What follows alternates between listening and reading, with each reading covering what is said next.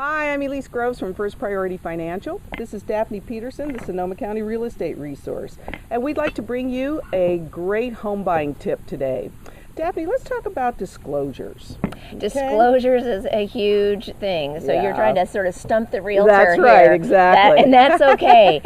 In the state of California, we have a great process for disclosures. The seller tells the buyer everything that they know about the property in writing, any kind of a material fact, something that would be important for the buyer to know that could affect the value of the property to the buyer.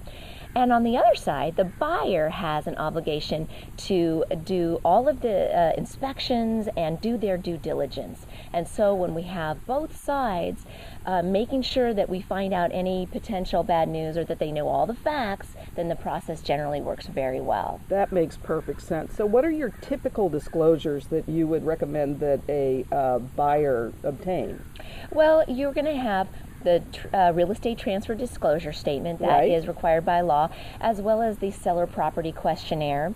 There's the natural hazard disclosure report. That is a third-party report which brings in other zoning issues, Megan's Law, various things such as that.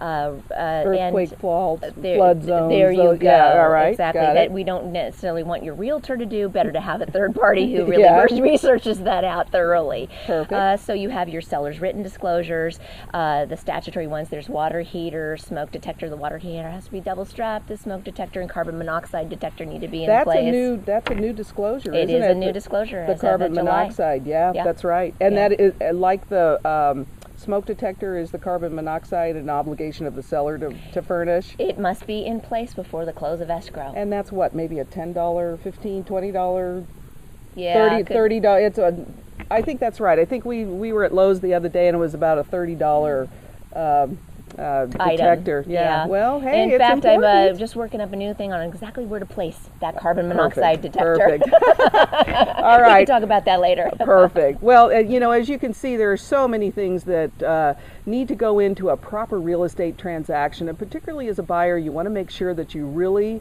inform yourself as to what the true condition of the property is. So it's not a passive process. No, you must actively participate. You have to actively. I agree with that entirely. So I hope you found this tip helpful. If you have any questions, we are certainly here to help you and look forward to hearing from you soon. Thanks. Elise. You're welcome. Thanks, Daphne.